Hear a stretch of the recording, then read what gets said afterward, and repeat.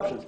Let's try an asterisk 3 that we might bring back into the joint meeting with management. What are the 3 most promising options here on the list? What would you say?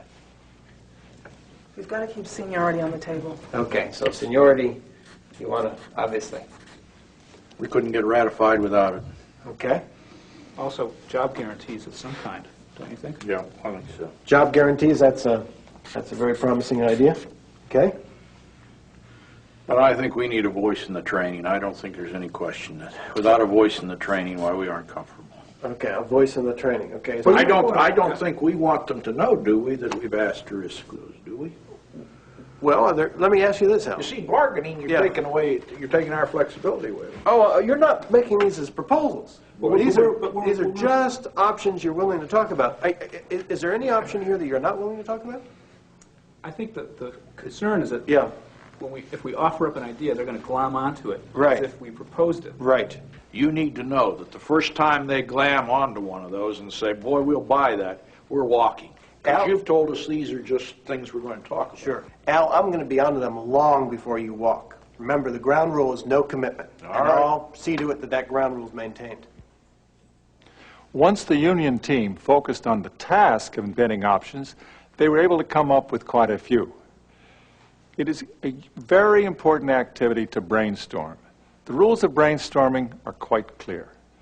You set aside a time, no criticism, no commitment, just invent ideas. However short the time you have, it is a good idea to have some segment of time in which people are asked to explore and let their mind wander and think of things that might meet the underlying interests. So, let's continue. There's some interesting options put up here. How would you improve on these? How could they better be developed to meet your interests? Where do you see some overlap? Frank, if you are serious in looking at our option on co-design, I have the feeling that we can work something out on your first item, management discussion with improved early retirement. I'm simply saying that without any commitment to it. But it seems to me there's something we could do there because we could provide an opportunity then for our older people to be involved. And in some areas, we could have the older employees train the younger employees in those technologies where they're expert, and then in the newer technologies, why we'll look to some other source of training. We may actually be able to do that training in-house, and then for those technologies which we're going to require more, we can send that to the community college, and we might be able to pay for that also. Oh, I like that idea, because a lot of people have told me they want training in areas where we don't presently offer any training. Let's make sure we get these options down, because it sounds like you're really getting somewhere. Now we've got a lot of possibilities. Yeah. Why don't we start to flesh some of these out? Inventing options enhances a negotiator's power.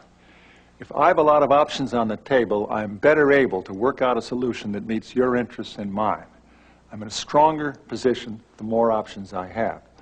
Often, options will simply solve the problem. You will have a good solution that meets the interests of both parties. Not all options are created equal. You have to evaluate them, and evaluation, as you saw, comes after the brainstorming session. We do not evaluate during the middle of brainstorming. In some cases, there are conflicting interests that cannot be solved by inventing options. There, we need other methods.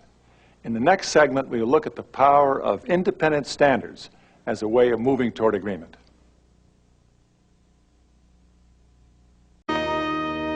Segment 3, Standards. Sometimes interests conflict, and you can't find a creative option that satisfies both sides.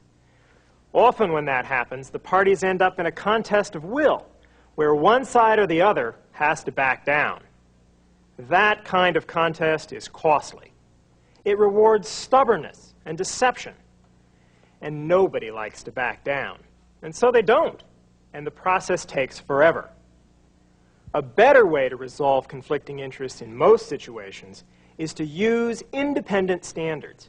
For example, when I'm negotiating with a client, it's much more effective for me to explain that the fee I want is what I've been paid by a dozen other clients, than just to say, well, that's how much I want. It's hard to back down to the other side. It's much easier to go along with an independent standard, such as market value, precedent, or industry practice. Standards can be used as both a sword to persuade the other side and as a shield to protect yourself.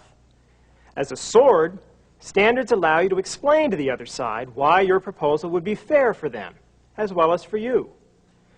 As a shield, standards allow you to explain why their proposal doesn't feel fair to you, wouldn't be appropriate according to some objective standards or precedents. Standards aren't created equal. You can look for the standards that are the most relevant, the most appropriate to the situation you're talking about. And some standards will seem more persuasive than others. Let's watch in this next negotiation how the standards can be used on both sides to narrow the difference and the differences between the parties. In this situation, I'm coaching a consultant and their client in a negotiation about the consultant's fees. Tom, we've been holding down fees now for 4 years. You know we've been working with you every time you run into a difficulty. The time has come and we need to pay back.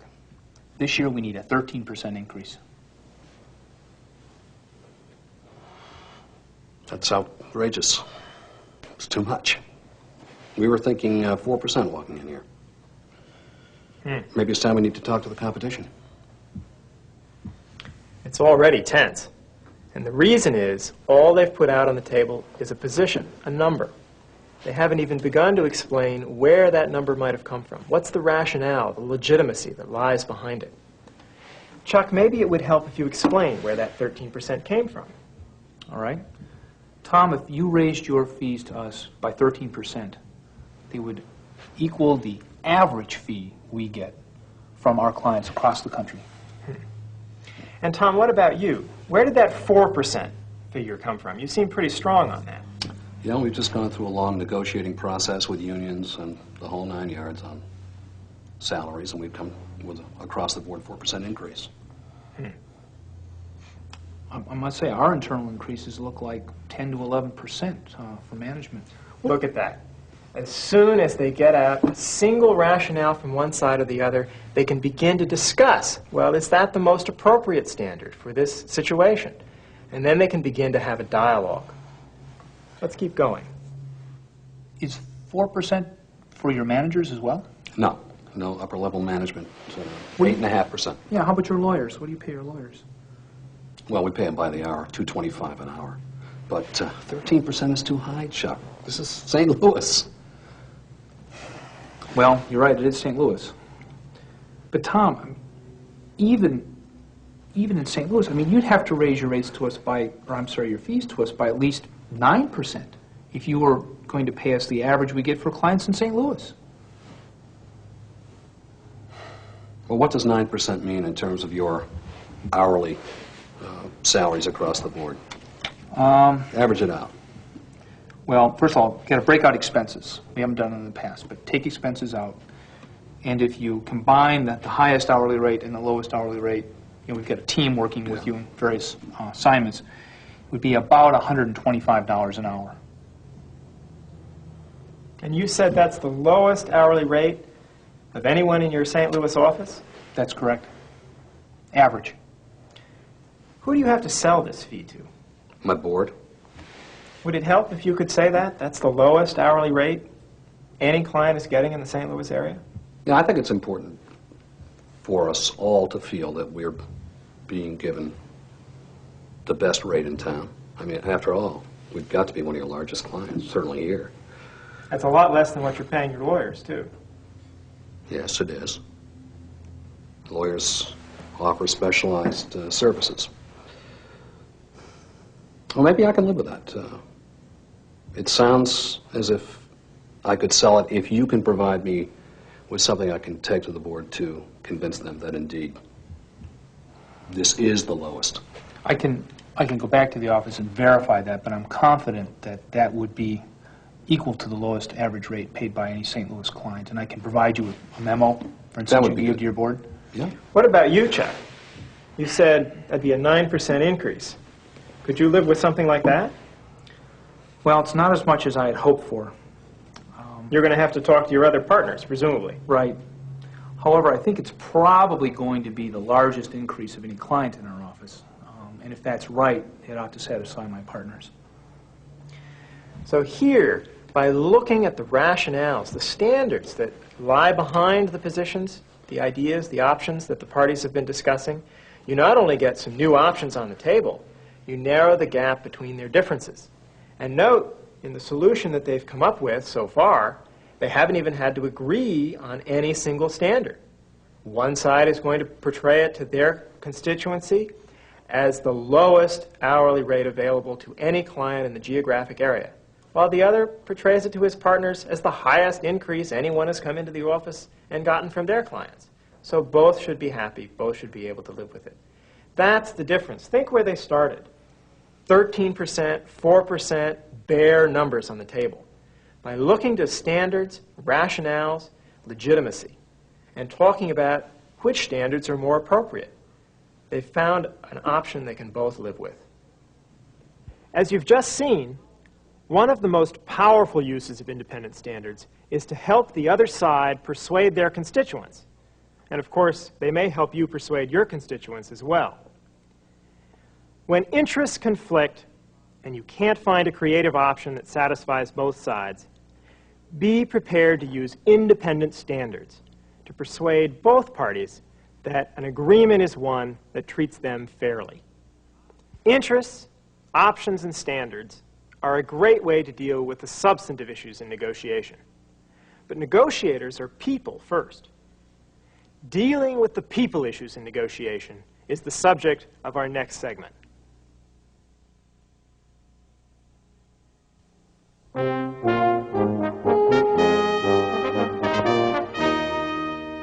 Segment 4, People.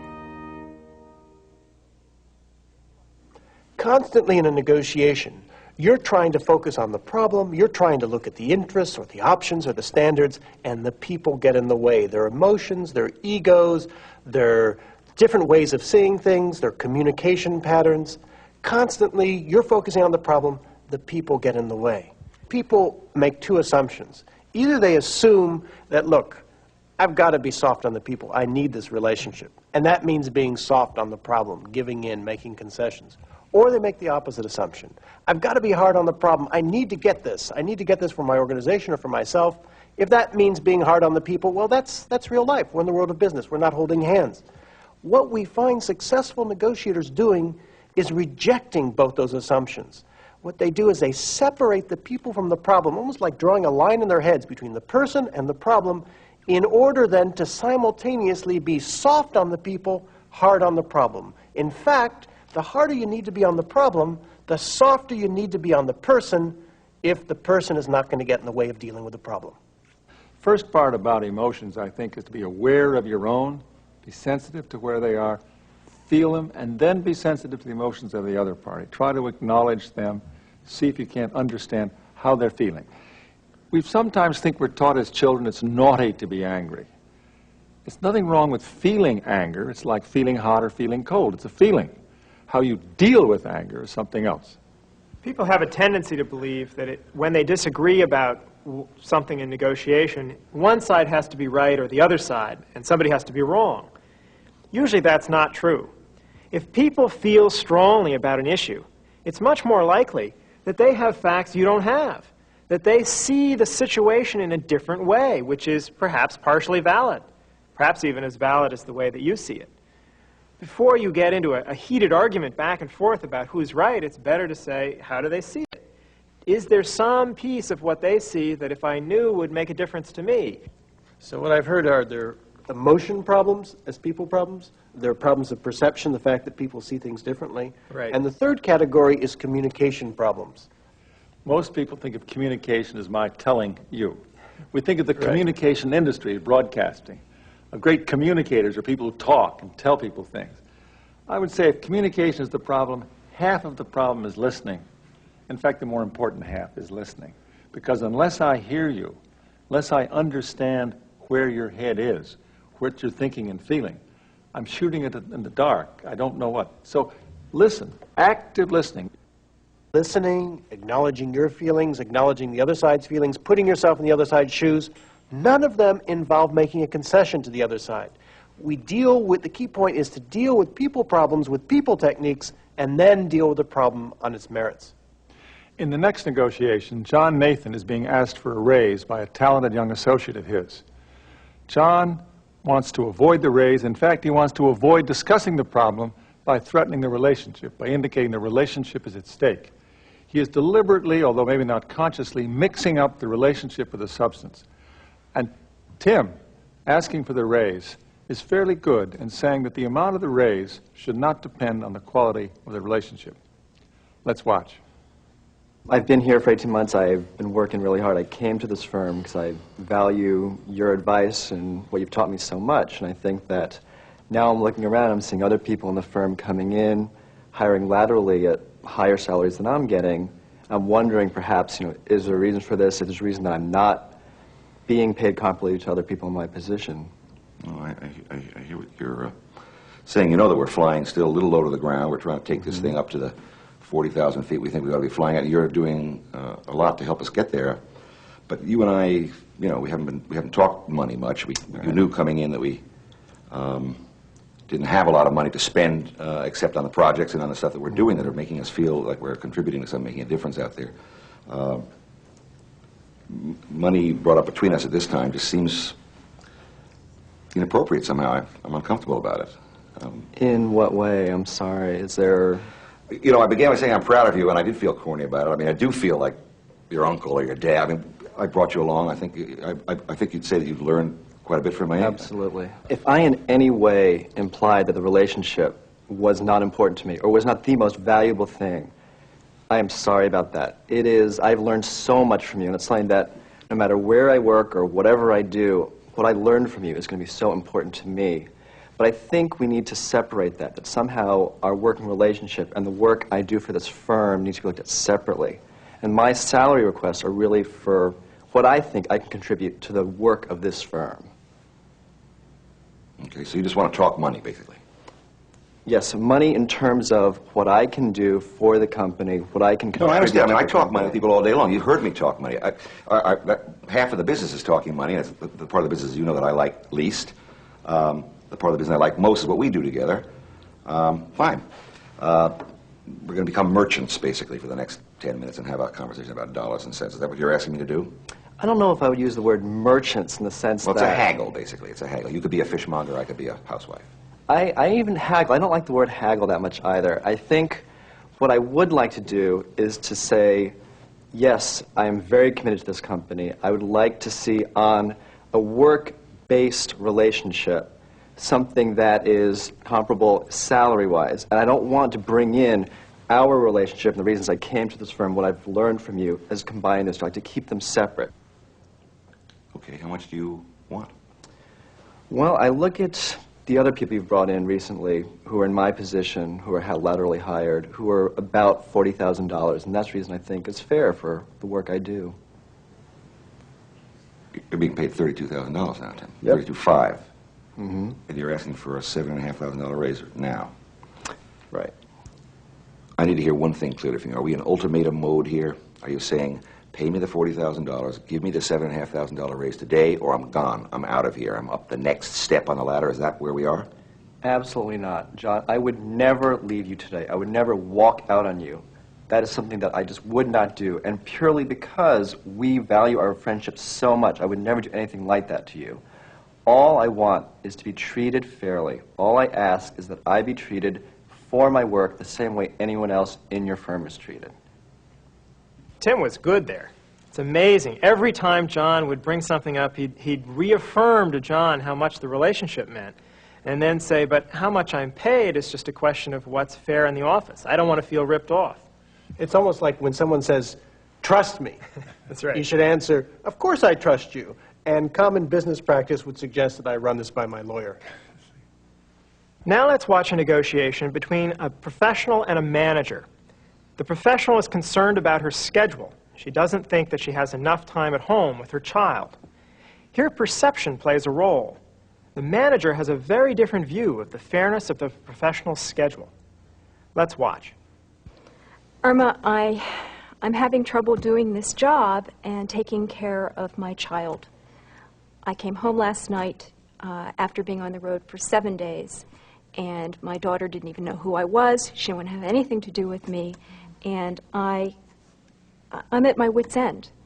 This is so crazy. I feel like you have scheduled me week after week on the road. I feel like I've done my fair share. I do work really well, and I'm really going crazy. This is really difficult. I can't keep it up.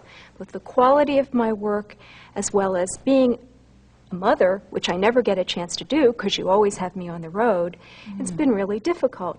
I think you can understand this, Irma. You're a mother. You understand what it's like. It's been really, really difficult for me. Can you help me? Well, I certainly understand as a mother what you must be feeling. If I came home and my child didn't recognize me, I'd be very upset. And I would like to help you. I want to help the company, too, so there may be some conflicting interest there. Let's talk more. Well, isn't motherhood the most important thing in the world? I mean, the child's welfare? I think that's very important, and this is a very critical time in your daughter's life. And that's a priority question, and I think that's one of the questions you and I need to talk about. Where are your priorities right now? Well, I want to be a good mother, and I want to be a good employee of this company. I want to keep my work at the level that it's at, and I feel that if you put me on the road, as much as you do, I can't be good at anything other than my job. Okay. So you're feeling like there's not enough balance in your life right now. Well, Francine, one of the reasons we put you on the road is you're one of our best employees, and we've got a lot of demand right now. And more than that, we're hearing, and I'm hearing from other folks, how come Francine isn't on the road as much as we are? And I said... Who's saying that? Well, let me tell you, I thought that was ridiculous, too. So I pulled together the data, and I looked at it, and I said, you know, actually, you are doing about 80% of what other people are doing. And that's been because I've been trying to the extent that I could to minimize the amount of time you have on the road. 80%? About 80%, yeah. So they're right. In other words, they feel like you're getting a break that they're not getting. So when I'm standing in my shoes trying to understand what it means to be a mother, I'm also hearing this voice of 24 people over here saying, hey, is this fair? And I'm frankly facing the dilemma of saying, Francine, maybe you should do more, and you're now coming in saying, you got to give me less. Yeah, you got to give me less. Okay. I have several responsibilities. One is to keep you and those other 24 people happy, productive. But I also have to make this company work, and I have to make sure our clients are happy. This is our busiest season. There's no way at this point I can reduce the workload. I think we can talk... Wow. Well, yeah, I know that's, especially after what happened to you last night. I'm sure this is not good news.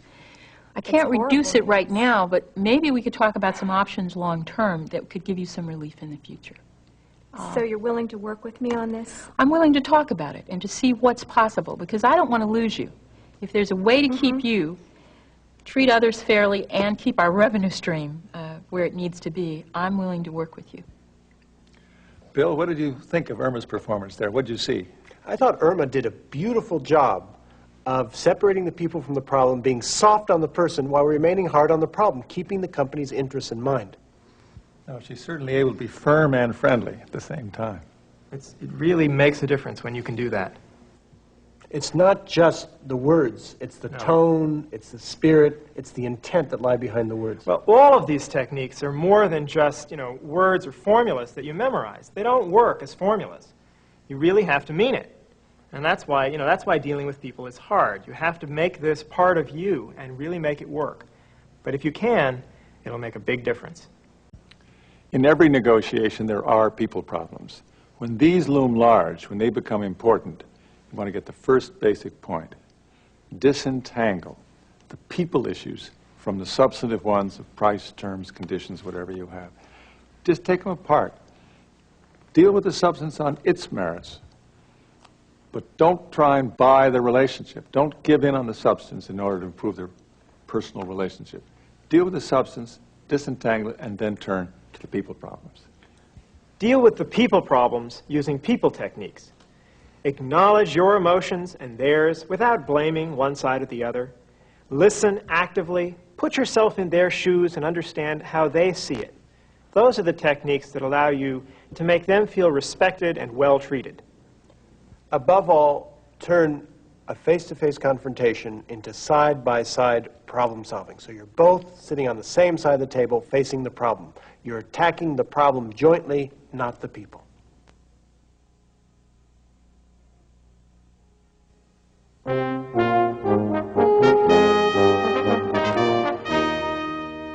Segment 5, Alternatives. In every negotiation, there's a dilemma. Shall I risk the mistake of walking away without agreement, or risk the mistake of signing an agreement I wish I hadn't signed, regretting it? Every negotiator feels uncertain. Is this deal good enough? Should I walk? Should I not? If I walk, I may get to the door, look out, and discover it's awful. If I stay at the table, I may sign an agreement when there was a better deal around the corner. The answer to this dilemma, the solution again, is preparation. Before you sit down at the table, know what you will do if you walk away. What is your best self-help alternative? We call this your BATNA, your best alternative to a negotiated agreement. And I want to have that in my pocket. I want to know just what I'm going to do. That is the measure of the success of any negotiation. Unless it's better than that, I ought to walk away.